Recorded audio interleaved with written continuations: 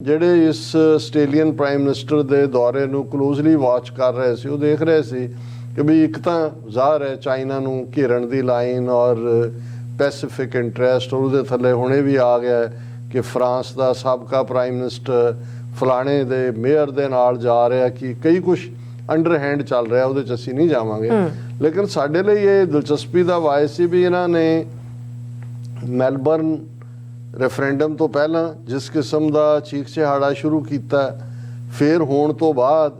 ਫਿਰ ਉਹਦੇ ਦੌਰੇ ਤੋਂ ਪਹਿਲਾਂ ਬ੍ਰਿਸਬੇਨ ਦੇ ਵਿੱਚ ਮੰਦਰਾਂ ਨੂੰ ਢਾਲ, ਫਿਰ ਟੋਰਾਂਟੋ 'ਚ ਕਰਕੇ ਟੋਰਾਂਟੋ ਤੋਂ ਉਹਨੂੰ ਜੋੜਨ ਦੀ ਕੋਸ਼ਿਸ਼ ਕੀਤੀ, ਸਿੱਖਾਂ ਨੂੰ ਨੈਗੇਟ ਕੀਤਾ। ਔਰ ਇਸ ਸਾਰੇ ਦੇ ਦੌਰਾਨ ਇਹ ਕੀ ਕੱਢਣਗੇ?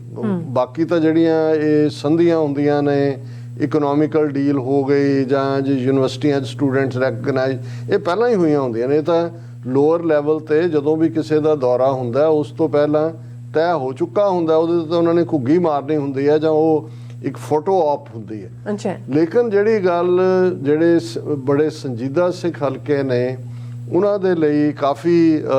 ਜਿਹੜੀ ਹੈ ਉਹ ਪਰੇਸ਼ਾਨ ਲਫ਼ਜ਼ ਤਾਂ ਮੈਂ ਨਹੀਂ ਕਹਾਂਗਾ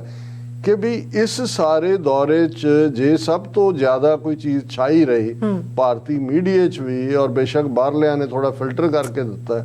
ਉਹ ਸਿੱਖ ਇਸ਼ੂ ਸੀ। ਔਰ ਮੋਦੀ ਨੇ ਜਿਹੜੀ ਸਭ ਤੋਂ ਵੱਡੀ ਸ਼ਿਕਾਇਤ ਇਹ ਕੀਤੀ, ਦੇਖੋ ਜੀ ਸਾਡੇ ਮੰਦਰਾਂ ਤੇ ਹਮਲਾ ਹੋ ਰਿਹਾ ਹੈ, ਸਾਡੇ ਜਜ਼ਬਾਤ ਬੜੇ ਜਿਹੜੇ ਨੇ ਉਹਦੇ 'ਚੋਂ ਪ੍ਰਭਾਵਿਤ ਨੇ ਔਰ ਦੁਖੀ ਅਸੀਂ ਹੈ, ਔਰ ਉਹਨੂੰ ਕੀਤਾ ਜਾਏ। ਹਾਲਾਂ ਪ੍ਰਾਈਮ ਮਿਨਿਸਟਰ ਐਲਬਨੀਜ਼ ਨੇ ਉੱਥੇ ਤਾਂ ਉਹਦਾ ਬੈਲੈਂਸ ਰੱਖਿਆ, ਜਿਹੜਾ ਉਹਨਾਂ ਦਾ ਜਵਾਬ ਸੀ ਉਹਦੇ 'ਚ ਡਾਈਵਰਸਿਟੀ। ਹਾਲਾਂ ਉਹਨਾਂ ਦੇ ਫੋਰਨ ਜਿਹੜਾ ਸੈਕਟਰੀ ਸੀ ਇੰਡੀਆ ਦਾ, ਉਹਨੇ ਤਾਂ ਅੱਗੋਂ ਪੂਰਾ ਖਾਲਿਸਤਾਨੀ ਸਿੱਖ ਇਹ ਉਹ ਕਹਿ ਕੇ ਉਹਨੂੰ ਕੀਤਾ। ਹੁਣ ਜਦੋਂ ਐਲਬਨੀਜ਼ ਨੂੰ ਅਗੇਨ ਪ੍ਰੈਸ ਕਾਨਫਰੰਸ ਵਾਪਸ ਮੁੜਦੇ ਆ ਪੁੱਛਿਆ ਜਾਂਦਾ ਹੈ ਸਿੱਖਾਂ ਬਾਰੇ, ਫਿਰ ਇੱਕ ਲੋਡਡ ਸਵਾਲ ਕੀਤਾ ਜਾਂਦਾ ਔਰ ਉਹ ABC ਵਰਗੇ ਨੈਟਵਰਕ ਤੋਂ ਕੀਤਾ ਜਾਂਦਾ, ਜਿਸ ਤੋਂ ਅਸੀਂ ਅੰਦਾਜ਼ਾ ਲਾ ਸਕਦੇ ਹਾਂ ਕਿ ਵੀ ਇਹਨਾਂ ਦੀ ਜਿਹੜੀ ਇਨਫਿਲਟਰੇਸ਼ਨ ਹੈ ਉਹ ਕਿਸ ਲੈਵਲ 'ਤੇ ਹੈ। ਅੱਗੇ ਤਾਂ ਅਸੀਂ ਆਸਟ੍ਰੇਲੀਆ ਟੂਡੇ ਹੈ ਹਾਲਾਂ ਔਰ ਉਹ ਇਵੇਂ ਜਦੋਂ ਫਿਰ ਉਹਦੀ ਹੈਡਲਾਈਨ ਲੱਗਦੀ ਹੈ ABC ਵਾਲਿਆਂ ਦੀ, ਉਹ ਇਵੇਂ ਹੀ ਲੱਗਦੀ ਹੈ ਜਿਵੇਂ ਸਿੱਖਾਂ ਨੂੰ ਤੁਸੀਂ ਜਿਹੜਾ ਹੈ ਉਹ ਟਾਰਗੇਟ ਕਰ ਰਹੇ ਹੋ। ਹਾਲਾਂ ਜਦੋਂ ਬਹੁਤ ਸਾਰਿਆਂ ਦਾ ਪ੍ਰੋਟੈਸਟ ਹੋਇਆ ਉਹਨਾਂ ਨੇ ਹੈਡਲਾਈਨ ਬਦਲੀ, ਲੇਕਿਨ ਇਹਦੇ 'ਚ ਕੋਈ ਦੋ ਰਾਵਾਂ ਨਹੀਂ ਨੇ। ਔਰ ਇਹ ਦੇਖਣਾ ਹੋਏਗਾ ਕਿ ਵੀ ਮੋਦੀ ਜਾਂ ਇਹਨਾਂ ਦੀ ਨੀਤੀ 'ਚ ਸਿੱਖ ਹੇਟਰੇਡ ਤੱਕ ਇਹ ਮਹਿਦੂਦ ਨਹੀਂ ਹੈ। ਇਹਨਾਂ ਦਾ ਏਜੰਡਾ, ਜਿਵੇਂ ਮੈਂ ਬਾਰ-ਬਾਰ ਕਹਿ ਰਿਹਾ ਵੀ ਪੰਜਾਬ ਦੇ ਵਿੱਚ ਸਿੱਖ ਜੈਨੋਸਾਈਡ ਦਾ ਆਲਰੇਡੀ ਅਨਲੀਸ਼ ਇਹਨਾਂ ਨੇ ਕੀਤਾ ਹੈ, ਔਰ ਉਹਦੇ ਗਲੋਬਲ ਪ੍ਰੋਟੈਸਟ ਨੂੰ ਰੋਕਣ ਦੇ ਲਈ ਉਹ ਆਲਰੇਡੀ ਸਿੱਖਾਂ ਨੂੰ ਉਸ ਖਾਤੇ ਦੇ ਵਿੱਚ ਪਾ ਕੇ ਡੈਨੀਗ੍ਰੇਟ ਕਰ ਰਹੇ ਨੇ ਔਰ ਦੂਸਰਾ ਪਾਰਟ ਕਰ ਰਹੇ ਨੇ। ਲੇਕਿਨ ਚੰਗੀ ਗੱਲ ਇਹ ਹੈ ਵੀ ਜੇ ਅਹਿਮਦਾਬਾਦ 'ਚ ਜਿਹੜੀਆਂ ਥੀਏਟਰਿਕਸ ਮੋਦੀ ਨੇ ਕੀਤੀਆਂ, ਉਸ ਸਾਰੇ ਨੂੰ ਅਸੀਂ ਨੋਟਿਸ ਕੀਤਾ ਕਿ ਭਾਈ ਇਹ ਤਾਂ ਸਾਰਾ ਜਿਹੜਾ ਹੈ ਉਹ ਇੱਕ ਪੋਲੀਟੀਕਲ ਜਲਸਾ ਜਾਂ ਦੂਜਾ। ਆਸਟ੍ਰੇਲੀਆ ਦੇ ਵੀ ਮੇਨ ਸਟ੍ਰੀਮ ਦੇ ਵਿੱਚ ਇਹ ਮਿਸਟਰ ਡੈਨੀਅਲ ਬ੍ਰੈਟਿੰਗ ਦੀ ਰਿਪੋਰਟ ਸੀ, chants linked arms and Batmobile, Modi's absurd theatre takes over ਦਾ ਕ੍ਰਿਕਟ। ਰਾਦਰ ਉਹਨਾਂ ਨੇ ਆਪਣੇ ਐਲਬਨੀਜ਼ ਨੂੰ ਵੀ ਜਿਹੜਾ ਉਹ ਬਿਜੂ ਜਿਹਾ ਬਣ ਕੇ ਖੜਾ ਨਾਲ, ਉਹਨੂੰ ਉਹਦੇ ਤੇ ਵੀ ਤਨਜ਼ ਕੀਤੀ ਹੈ ਕਿ ਵੀ ਇਹ ਤਾਂ ਮੋਦੀਜ਼ ਐਬਸਰਡ ਥੀਏਟਰ। ਔਰ ਸਾਡੇ ਲਈ ਤਾਂ ਜੇ ਕੋਈ ਰਿਮਾਈਂਡਰ ਹੈ ਉਹ ਹੌਡੀ ਮੋਡੀ ਹੈ, ਜਿਹਨੂੰ ਮੈਂ ਤਾਂ ਰੌਡੀ ਮੋਡੀ ਕਹਿੰਦਾ ਸੀ ਕਿ ਜਦੋਂ ਹਿਊਸਟਨ ਦੇ ਵਿੱਚ ਹਜ਼ਾਰਾਂ ਗੁਜਰਾਤੀਆਂ ਦਾ ਇਕੱਠ ਕਰਕੇ ਟਰੰਪ ਨੂੰ ਸੱਦ ਕੇ ਮੋਦੀ ਉਹਦੀ ਬਾਂਹ ਖੜੀ ਕਰਕੇ ਅਬ ਕੀ ਬਾਰ ਫਿਰ ਟਰੰਪ ਸਰਕਾਰ ਕਹਿ ਕੇ ਉਹ ਰੌਡੀ ਮੋਡੀ ਬਣਾ ਦਿੱਤਾ ਸੀ। ਹੌਡੀ ਮੋਡੀ ਤਾਂ ਇਹਨਾਂ ਨੇ ਉਹਦਾ ਰੈਲੀ ਦਾ ਨਾਂ ਦਿੱਤਾ ਹੋਇਆ ਸੀ। ਸੋ ਇਹ ਜਿਹੜਾ ਅਹਿਮਦਾਬਾਦ ਹੈ ਜੋ ਕ੍ਰਿਕਟ ਥੀਏਟਰ ਦੇ ਵਿੱਚ ਹੋਇਆ, ਔਰ ਇਹਦੇ 'ਤੇ ਕ੍ਰਿਕਟ ਫੈਨਸ ਘੱਟੋ ਘੱਟ ਆਸਟ੍ਰੇਲੀਆ ਦੂਜੇ ਉਹਨਾਂ ਨੇ ਇਹਦੇ 'ਤੇ ਪ੍ਰੋਟੈਸਟ ਵੀ ਕੀਤਾ ਕਿ ਭਾਈ ਇਹ ਸਾਰਾ ਜਿਹੜਾ ਹੈ ਇਹ it is that spirit of celebration for a demagogue that 45 minutes of carefully choreographed pre-match festivities for Modi and his guest, Australia's Prime Minister Anthony Albanese, commence at 8:45 AM local time। ਔਰ ਉਹਦੇ 'ਚ ਉਹਨਾਂ ਨੇ ਪੂਰੀ detail ਦਿੱਤੀ ਹੈ ਕਿ ਵੀ ਕਿਵੇਂ ਥੀਏਟਰਿਕਸ ਔਰ ਇਹ ਸਾਰੀਆਂ ਹੋਈਆਂ। ਸੋ ਇਸ ਸਾਰੇ ਤੋਂ ਬਾਅਦ ਜਿਵੇਂ ਬਾਰ-ਬਾਰ ਆਸਟ੍ਰੇਲੀਅਨ ਪ੍ਰਾਈਮ ਮਿਨਿਸਟਰ ਨੂੰ ਘੇਰਿਆ ਗਿਆ, ਔਰ ਅੱਜ ਹੀ ਮੈਂ ਇੱਕ ਵੀਰ ਨਾਲ ਗੱਲ ਕਰਦਿਆਂ ਕਹਿ ਰਿਹਾ ਸੀ, ਮੈਂ ਕਿਹਾ ਤੁਹਾਨੂੰ ਬੜਾ ਵਾਚਫੁਲ ਹੋਣਾ ਪਏਗਾ।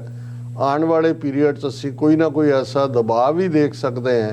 ਜਿਹਦੇ 'ਚ ਇਹ ਦੱਸਣ ਦੇ ਲਈ, ਕਿਉਂਕਿ ਉੱਥੇ ਵੀ ਉਹਨੇ ਕਿਹਾ ਜਦੋਂ ਸਵਾਲ ਦਾ ਜਵਾਬ ਪੁੱਛਿਆ ਗਿਆ ਕਿ ਜੀ ਸਾਡੀ ਪੁਲਿਸ ਫੋਰਸ ਔਰ ਦੂਜੀ ਜਿਹੜੀ ਹੈ ਉਹ ਬੜੀ ਸਤਰਕ ਹੈ, ਔਰ ਉਹ ਜਿਹੜੇ ਵੀ ਹੋਣਗੇ ਉਹਨਾਂ ਨੂੰ ਆਸਟ੍ਰੇਲੀਆ ਅਸੀਂ ਟੋਇਲਟ ਨਹੀਂ ਕਰ ਸਕਦੇ, ਇਹ ਉਹ ਭਾਵੇਂ ਜਿਹੜਾ ਉਹ ਟੈਂਪਲ ਹੋਏ, ਉਹ ਮੌਸਕ ਹੋਏ, ਉਹ ਚਰਚ ਹੋਏ, ਉਹ ਸਿਨਾਗੋਗ ਹੋਏ, ਉਹਦੇ ਗੁਰਦੁਆਰੇ ਦਾ ਨਾਂ ਨਹੀਂ ਲਿਆ ਉਹਨੇ। ਸੋ ਇਸ ਕਿਸਮ ਦਾ ਵੀ ਇਹ ਕਹਿਣਾ ਕਿ ਜੀ ਇੱਥੇ ਸਾਰਾ ਹੀ ਜਸਟਿਸ ਸਿਸਟਮ ਫੇਅਰ ਹੁੰਦਾ, ਜੇ ਫੇਅਰ ਹੁੰਦਾ ਤੇ ਫਿਰ UK ਦੀ MI6 ਆਪਣੇ ਸਿਟੀਜ਼ਨ ਜੱਗੀ ਜੌਲ ਨੂੰ ਟਿਪ ਆਫ ਦੇ ਕੇ ਫੜਵਾਉਂਦੀ ਨਾ, ਔਰ 5 ਸਾਲ ਬੀਤਣ ਤੋਂ ਬਾਅਦ ਵੀ ਜਿਹੜਾ ਉਹਨਾਂ ਦੀ ਪਾਰਟੀ ਹੈ ਉਹ ਸਟੈਪ ਬੈਕ ਨਾ ਕਰਦੇ ਕਿ ਭਾਈ ਉਹਦੀ ਆਰਬਿਟਰੀ ਡਿਟੈਂਸ਼ਨ ਹੈ। ਸੋ ਅਸੀਂ ਸਮਝਦੇ ਹਾਂ ਕਿ ਵੀ ਆਉਣ ਵਾਲੇ ਪੀਰੀਅਡ 'ਚ ਇੱਕ ਪਾਰਟ ਇਹ ਚੱਲ ਰਿਹਾ ਸੀ। ਔਰ ਇੱਕ ਖਬਰ ਜਿਹੜੀ ਕਿ ਇੰਡੀਆ ਟੁਡੇ ਔਰ ਦੂਸਰਿਆਂ ਨੇ ਇੱਕਦਮ ਛਾਪੀ, ਉਹਨਾਂ ਨੇ ਕਿਹਾ ਜੀ ਐਨ ਜਦੋਂ ਮੈਚ ਹੋਣਾ ਸੀ 2 Khalistani suspects arrested over threat to disrupt India Australia test match in Ahmedabad. ਔਰ ਉਹਨਾਂ ਨੇ ਪੂਰੇ ਆਪਣਾ ਜੀ ਸਾਡੀ crime branch, cyber cell unit, Gujarat police, ਉਹਨਾਂ ਨੇ 2 ਬੰਦੇ ਜਿਹੜੇ ਪ੍ਰੋ ਖਾਲਿਸਤਾਨ ਗਰੁੱਪ ਮੱਧ ਪ੍ਰਦੇਸ਼ ਚੋਂ ਫੜੇ ਔਰ ਉਹਨਾਂ ਦੇ ਜਿਹੜੇ ਸ਼ਹਿਰ ਵੀ ਦਿੱਤੇ ਨੇ ਜੀ ਇਹਨਾਂ ਚੋਂ ਕਿ ਉਹਨਾਂ ਨੇ ਮੱਧ ਪ੍ਰਦੇਸ਼ ਦੇ ਰੇਵਾ ਔਰ ਸਾਤਨਾ, ਉਹਨਾਂ ਨੇ ਕਿਹਾ ਜੀ ਕਿ ਇਹ ਉਹਨਾਂ ਨੇ ਥ੍ਰੈਟ ਭੇਜੀ ਸੀ, ਜਿਹੜਾ ਵੌਇਸ ਮੈਸੇਜ ਸੀ 6 ਫਾਰ ਜਸਟਿਸ ਦਾ, ਉਹਨੂੰ ਐਂਪਲੀਫਾਈ ਕਰਕੇ ਟੈਕਨੀਕਲ ਜਿਹੀਆਂ ਟਰਮਸ ਵਰਤੀਆਂ ਹੋਈਆਂ। ਜਦੋਂ ਬਹੁਤ ਸਾਰਾ ਉਹ ਜਿਵੇਂ ਹੁੰਦਾ ਸੀ ਸਾਡਾ ਇੱਕ ਪ੍ਰੋਫੈਸਰ, ਜਦੋਂ ਬਹੁਤ ਘੁੰਮ ਕੇ ਗੱਲ ਕਰੇ ਜਾਂ ਦੋਨਾਂ ਨੂੰ ਵੀ ਇਹਨੂੰ ਵੀ ਸਮਝ ਨਹੀਂ ਆ ਰਹੀ ਹੈ ਨਾ, ਜਦੋਂ ਇਹ ਬਹੁਤ ਟੈਕਨੀਕਲ ਵਰਤੇ ਦਾ ਮਤਲਬ ਝੂਠ ਬਹੁਤ ਟਿਕਾ ਕੇ ਬੋਲਣਾ ਚਾਹੁੰਦੇ ਨੇ ਪਰ ਇਹਨਾਂ ਨੂੰ ਪਤਾ ਨਹੀਂ ਲੱਗ ਰਿਹਾ। ਹੁਣ ਉਹਨਾਂ ਦੇ ਨਾਮ ਵੀ ਨਹੀਂ ਦਿੱਤੇ ਔਰ ਇਹ ਖਬਰ ਹੀ ਬਿਲਕੁਲ ਝੂਠੀ ਹੋ ਸਕਦੀ ਹੈ। ਲੇਕਿਨ ਇਹ ਆਪਣੇ ਆਪ ਦੇ ਵਿੱਚ ਜੇ ਤੁਸੀਂ ਇਸ ਖਬਰ ਦੇ ਹਵਾਲੇ ਨਾਲ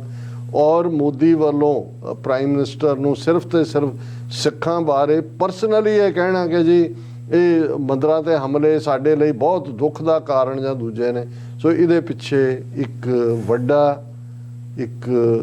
ਉਸ ਲੈਵਲ ਦਾ ਕੋਈ ਸਿਨਿਸਟਰ ਏਜੰਡਾ ਡਿਜ਼ਾਈਨ ਹੈ ਜਿਹਨੂੰ ਅਸੀਂ ਦੇਖ ਸਕਦੇ ਹਾਂ, ਉਸ ਦੀਆਂ ਭੈੜਾਂ ਨੱਪਣ ਦੀ ਅਸੀਂ ਕੋਸ਼ਿਸ਼ ਕਰਦੇ ਹਾਂ ਪਰ ਅਜੇ ਸਾਡੀ ਸਮਝ ਤੋਂ ਬਾਹਰ ਹੈ।